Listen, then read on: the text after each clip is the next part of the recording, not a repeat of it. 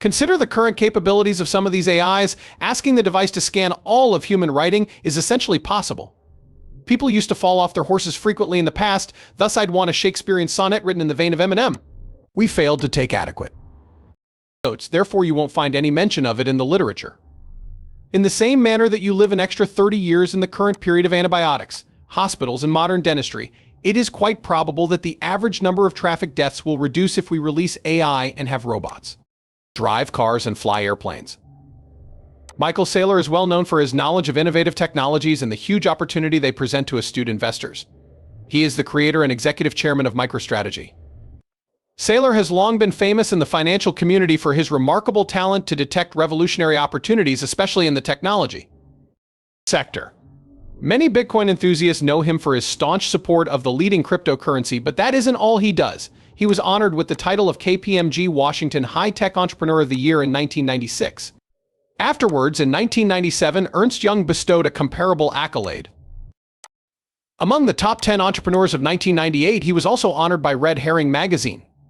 Saylor discussed AI with David Lin last year. He said it was a huge opportunity that might change businesses and make people richer than they've ever been before.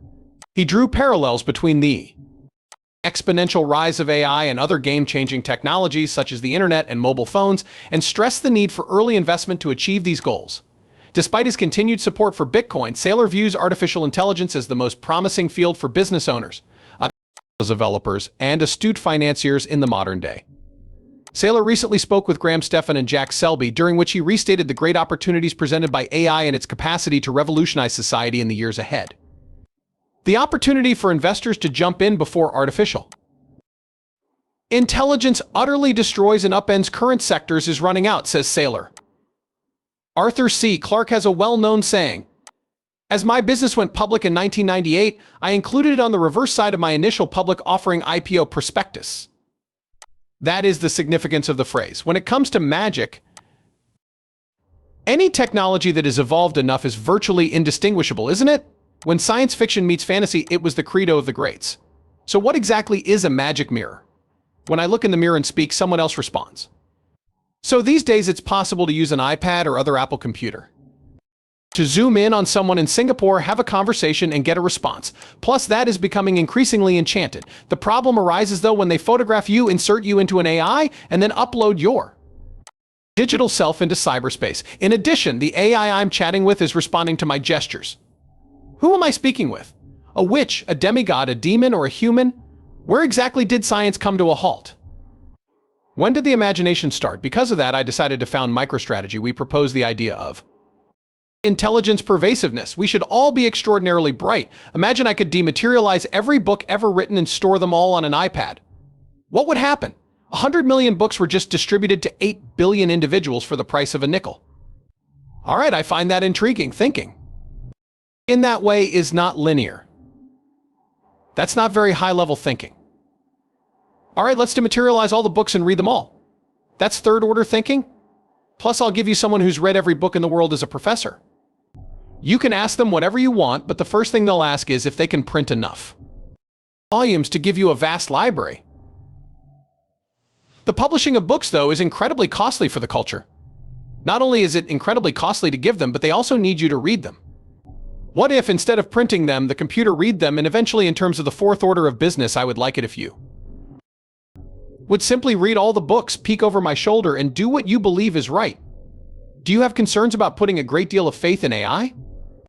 Also, individuals lack the independence to determine whether or not any of that is relevant to their situation or whether they are putting too much stock in it. Yeah, I see. All right, let's be honest, there are a number of things that will worry us all. A typical airline journey consists of boarding a tube and traveling at an altitude of 6,000 miles. No, wait till you're ready. And before anyone can do anything, the window will blow out and you will either freeze to death or suffocate. But in the meantime, I suppose you don't give it much thought. Do you want me to cause you anxiety? I am an aviation engineer, that's why. On the road, isn't it? The jet might fly into a tailspin and crash and burn if the pilot loses control for even 2 seconds while looking away from the approach. Furthermore, you are unable to change the situation. Also, have you ever given any thought to the possibility that the pilot had too much to drink the night before takeoff? Are we going to be concerned about artificial intelligence bots operating your vehicle? I'd like to elaborate a little. Regarding the AI-driven car, are you concerned that someone might take control and cause an accident, or does it ever cross your mind that the next time you hail an Uber in New York City or anywhere else that the stranger who answers the phone in 2 seconds could run you off the bridge and kill you without a second thought, regardless of how healthy you are, how careful you are, how well you live your life, or how good shape you're in? Whenever you hop in a cab, you're essentially putting your life in the hands of a stranger. You should be much more terrified of that than of boarding an aeroplane. Because at least on an aeroplane, there are 2 pilots on duty, and if one of them drinks, the other will be fired. It's against professional rules, and someone else will be able to check their sobriety before takeoff.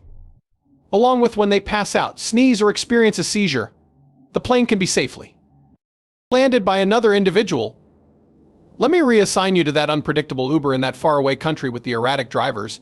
And if you think I'm overly intelligent, that's fine. Before I ever get in an Uber, I always do a breathalyzer test and a personality test.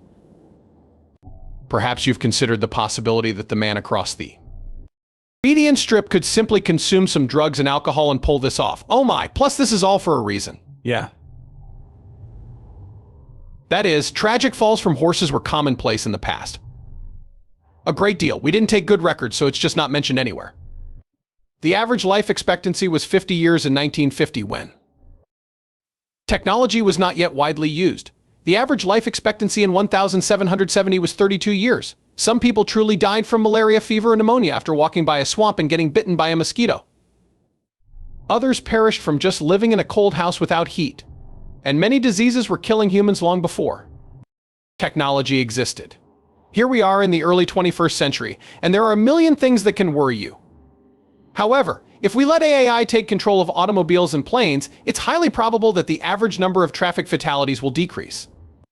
Very much like how, in this day and age of sophisticated medicine, hospitals, and dentistry, you can extend your life expectancy by 30 years, albeit at the expense of some potential harm. Sure, we can take care of everything. Someone will argue this. It's likely that some politicians will argue that human drivers are safer than computer-driven Cephis. Doubtful outcome is likely to ensue. But folks will think it's true. Nevertheless, and that's not our job, is it? It won't matter how you feel about it, it will be decided. Therefore, if you see global history through a technological prism, correct? Once that happens, your perspective begins to shift. Therefore, upon graduating from MIT, I possessed a background in science fiction, a background in fantasy, and a background in the history of. I had a soft spot for history in general, but studying scientific history made me appreciate paradigm shifts much more. Actually, paradigm shift is one of the cornerstones of scientific theory. Hey everyone, Dr. Harvey found out that when the heart pumps blood out through the arteries, it goes back into the body through the veins. For 10,000 years, medical professionals refused to acknowledge circulation since they had no idea what the heart did. Everyone in the medical field rejects it after Harvey finds it. You know what? We just don't buy it. Despite the fact that they could likely find out through experiments, they still don't believe him. No doctor over the age of 40 will ever believe me, according to Harvey. Then someone said something along the lines of science advances one death at a time, which I believe was Max Planck.